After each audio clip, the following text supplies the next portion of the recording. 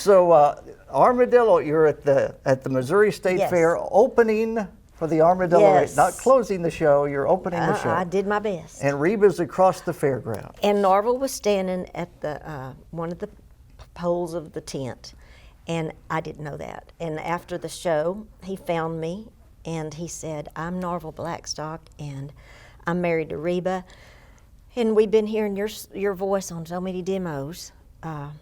Bunch of the songs that she's fallen in love with and recorded, made hits out of. She loves your voice, and we'd like to, first of all, invite you to the show tonight to be her guest, come backstage and meet her and your family. So that was just a highlight and a treat. And then we talked backstage and set up a little appointment to get together when we got back to Nashville. And they were starting their management company, Starstruck Management. And me and Aaron Tippin were a couple of the first ones that they signed over there. Billy Dean came in a little while, and so it was a wonderful time in my early part of my career. And I opened several shows, a bunch of shows for her, and had my own little band. And then we, Lang and I both became a part of her band. And then that kind of helped light a fire, and a lot of good things happened after that. And there was a lot of good things that had happened before, during, and since. So she was a very integral part of my career and the momentum that happened in the 90s. And how many years were you with her? About 8. 8. I'm jumping around. Get your hook if you need to, but there was a show that I was on tour with Reba, and we played out in Bakersfield. And that was a big deal because Buck was coming. He sent me flowers to my dressing room. Buck Owens is in the audience. I've loved and adored him for so long. And that night, you know, you get all suited up, and this, with our song, Does He Love You, there was a special way she presented that, and it involved elevators. She was on a big pedestal with her elevator coming up. She has the first verse. I have the second verse. So my elevator was coming from stage right up on the floor. And my elevator didn't go all the way to the top that night, Scott. It fell out from under me. Is that what your husband had been saying for years? For years. He actually physically watched it happen because he was over there with a guitar on his neck. So there I go. And I'm thinking, it's not like, oh, my ankles may be broke. It was Buck's in the audience. He is not seeing me at my best. But anyway. Did you crawl up? One of the crew boys hoofed me up, and I just kept walking, kept singing, limping a little bit. But it was just one of those, you will never forget it. I wasn't going to forget it anyway because Buck Owens was in the audience. But then when it's like I fell through the hole in the stage. And the great thing was Lang, your husband, got to be on tour. He was playing guitar. You were singing. And don't forget, we danced too. You danced? I was fleet of foot. Oh, she did. She required the background girls, me and Melissa and Regina, to do some moves with her because she was adding that to her show, and she actually brought dancers from California to be a part of her show. I don't know if you remember that tour, but we had to do some steps. Oh Lord, Scott, I remember the first time Jerry was the dance instructor that she paid not enough to come from LA to teach us some steps. Oh my Lord, I was so nervous and so stiff and so what is it when you're nervous? Conscious, yes, because I was bad. And it was worth more for me to have put myself, and her expected that of us. It was worth so much more than whatever she did pay him, because it did help me break out of my shell and my inhibitions that I might have had that I didn't know I had. I mean, even just step to the right, step back. I mean, small things, but those things were important to her. It was energy for her show, and we needed to be good at it, and hopefully there's not too much embarrassment film that's floating around on YouTube. We'll have to look for some of that. I'm glad that there was no one filming in that little rehearsal dance hall, because that would, I mean, I had nightmares after after he just teaching us some simple things, I don't speak for the other girls because they were fine, but I was like mortified. I thought, I am so clunky and so bad at this. I don't even know why she wants me here. This is so bad.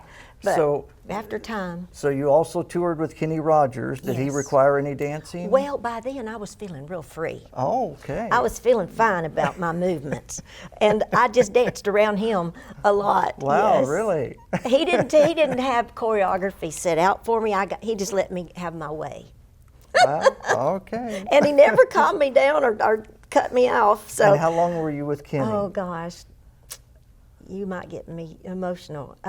Probably 20 years, if you add it all together. Not constantly, because he had a lot of artists that he, had come out with him on the tours, and he actually.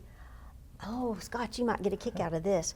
The first, when Hillary, Dave, and Charles got together, Lady Antebellum, they went on their first trip overseas to Switzerland with Kenny Rogers. Is that Ooh, right? and he took such pride in that.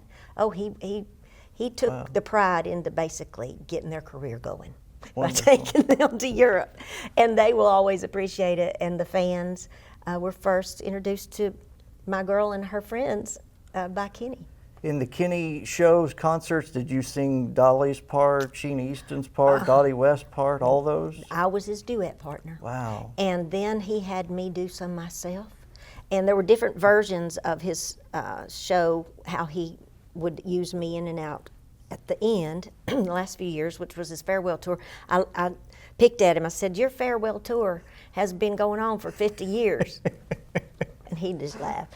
But the last few years, he wasn't as mobile as he used to be, and it didn't matter because the fans did not care. He could have just, he could have just stood there and never sung a note, Sure. and they'd have been happy.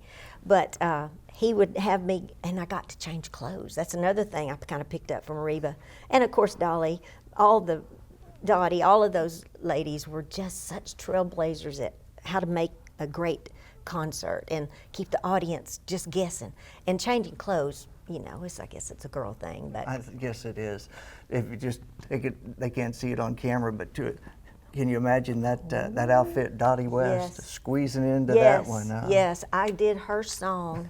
I Feel Sorry, Yeah. and we had fun with that, and I would actually make Kenny Rogers blush. Really? My moves were so good. But we did a lot of Christmas tours.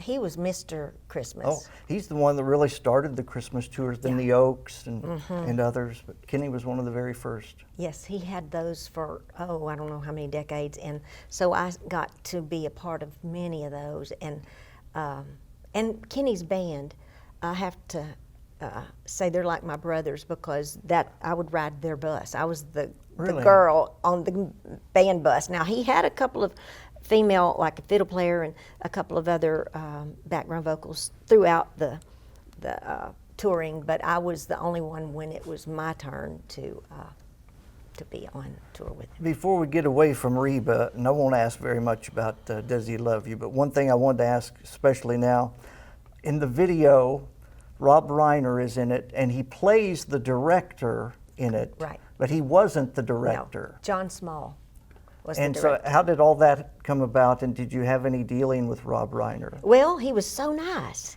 And see, Reba was shooting a movie and doing a movie with Rob. And so they were still in production. And he was very accessible. And he got invited to just kind of do that little cameo, and he said yes. So we took the video production out there to do that scene, and he couldn't have been nicer. He couldn't have been nicer. John Small did the heavy lifting, though. He's Yeah. the one, and we did the part where the boat blows up, and the night scenes where we're both in our glamorous outfits, throwing daggers at each other. That was done up in New York. So that little video had a lot of frequent flyer miles put towards it, and it turned out to be worth it, I guess, because Oh, it folks did. just somehow or another, that situation is an awkward thing for three people. And I think it must be more common than we realize, because it struck a nerve that from the beginning when we would sing that on stage live, And that was even before we went in the studio. That song just started with I guess she was testing the waters. And it just got a reaction that was undeniable. And then we went in the studio, and she actually took her road band. They were awesome musicians, my husband being one of them. They were great musicians. They could have done studio work if they'd wanted to stay in town, but they loved playing live, so they still were road dogs. But she knew they were good enough to get in the studio with them, so there they are. So it's the whole family in the studio, and you can't feel more comfortable and at ease than when you're with your brothers and, you know, your friends. So Tony Brown sitting in that seat producing that song, and I guess Reba just felt like for him to get it, he needed to hear it and kind of feel it, not just her request of me, because there were so many other female artists that made more sense to do it with. But she knew what we had come up with, and she wanted Tony to believe, and he did. And then they just put the whole MCA team on it, and the fans just did it, you know? And it was just one of those. It was magic. It was true magic. And did that win a Grammy? It did.